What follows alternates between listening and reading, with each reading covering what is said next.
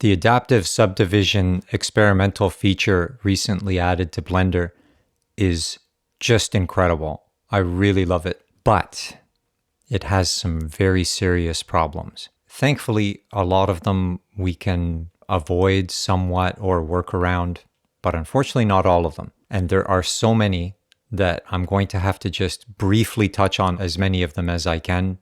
So let's just dive right into this.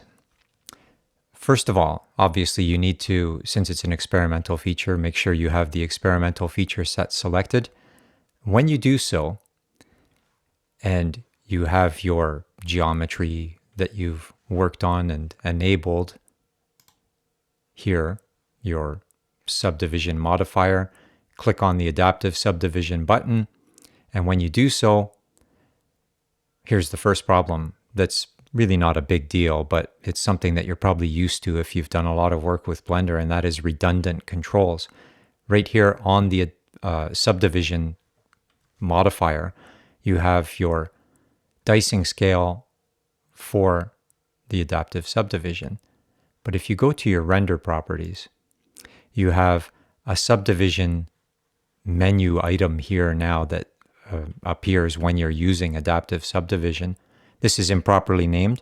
It should actually be called adaptive subdivision. I'm assuming they'll fix that. But here you have more detailed controls over adaptive subdivision. And it's probably not a great idea to be adjusting the dicing scale here as well as here.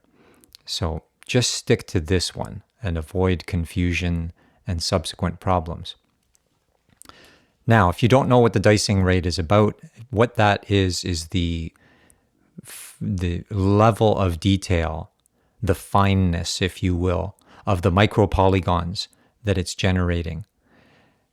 Now, just in case you didn't read up on this yet or haven't used it yet, the way that adaptive subdivision works is it increases the level of detail as something is closer to the camera. Yeah, and that actually makes me think of yet another problem. We're going to get into a lot of problems here. There's a function here called off-screen scale that is a multiplier for how much it will be. Let me reverse that. It's a multiplier for how little it will be subdividing the polygons off camera, because obviously you're only looking at a small part of the geometry with the camera in most cases, unless it's something tiny that you're working on. But in this case, it's a gigantic landscape, which is 1 kilometer in each direction for my music video, that this is the geometry that I generated for. There's a bug here, and it's a pretty serious one. If you increase the off-screen scale to save memory,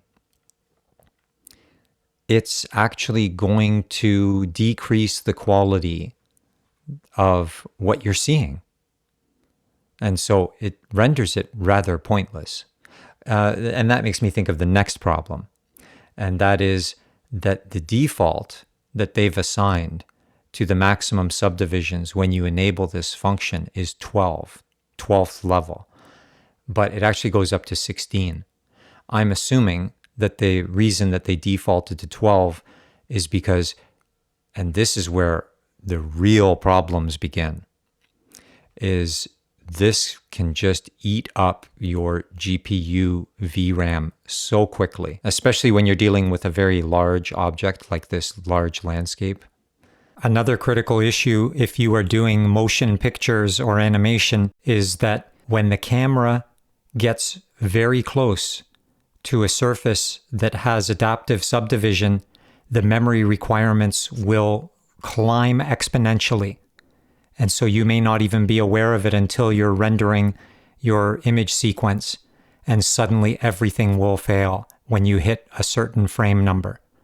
So keep that in mind as well. I've got a 12 gigabyte video card, and it's brought to its knees almost immediately. In fact, I was unable to render my music video using my system. Luckily, I have access through a friend to a supercomputing cluster that has many, many, many video cards with 16 gigs each. And even it was brought to its knees. So make sure that you have a lot of VRAM, but hopefully we'll be able to chain multiple GPUs together using the new version of PCI Express 5. So I'm looking forward to seeing if that will work. They weren't able to do it on the compute cluster because they don't have 4,000 series GPUs. But let's keep our fingers crossed. Anyways, back to the problems. The next problem with regard to GPU memory is that when you are rendering the scene, make sure that you don't have your actual render preview selected for your viewport shading, because this is consuming a lot of your GPU memory and it won't make any difference to your render. So select any other viewport shading mode when you're actually rendering. Of course, when you're using any of the other viewport modes, you won't actually see what you're working on because it only displays adaptive subdivision in the rendered mode. But you'll just have to work around that. When you run out of memory while you're rendering, bad things happen. Obviously, it's not going to render the frame, but depending on random chance, it's either going to completely crash you to the desktop or, best case scenario, give you a clean failure. But what happens then, in the event of a clean failure, is your CUDA and or optics kernels have been broken. And so in some circumstances, it will still render, but it will not render accurately. Your lighting will be distorted or other problems. Speaking of lighting, that brings us to yet another problem. And that is, if you look at this scene without adaptive subdivision, the shading changes. Obviously, everything is much more ugly now. Look at this gigantic triangle here, for example. But when I put it back on, look at what happens to the lighting. Look at the shadows here, especially this ugly, massive bit of polygon here. But look at the lighting, not the lines. It has changed rather dramatically. So this may or may not be a problem depending on what your desires are for your scene. But if you're if you're modeling and shading with your adaptive subdivision on, you can compensate for this problem by adjusting your lighting, obviously. But if you had adaptive subdivision off while you were doing your shading, then you're going to have a problem at render time.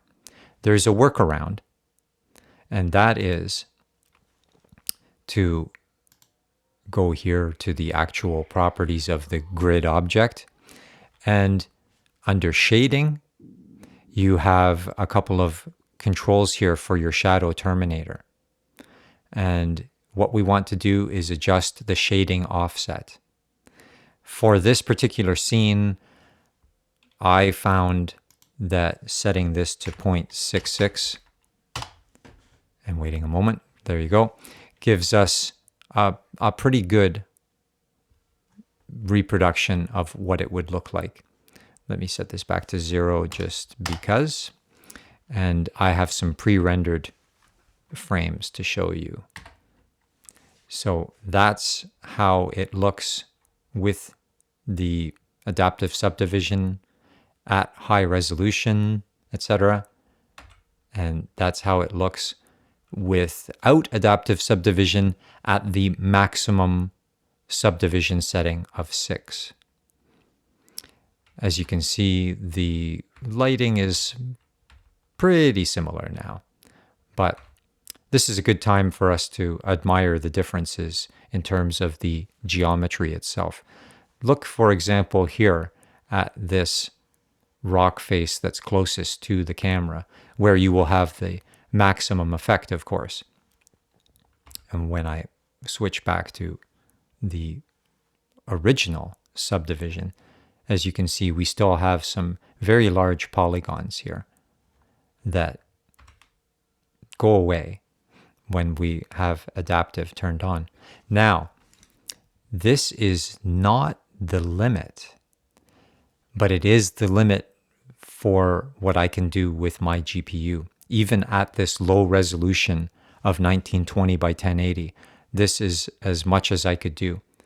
Let me show you how you can go higher than that unfortunately we can't see on the screen right now. But if you watch my music video, you can see more detailed subdivision there. If we go back to the render properties and we have our subdivision panel here, adaptive subdivision, which is what it should say, this is where the dicing rate comes to play. Now, again, we want to have the subdivisions set to the maximum level, not their default of 12. We want 16. If we set this dicing rate to a value less than 1, then we will increase the detail. What this is adjusting is the, as you can see here with their little hint, it's the size of the micro polygons in pixels. And we can go smaller than 1. And if we went smaller than 1, then this would become much more detailed.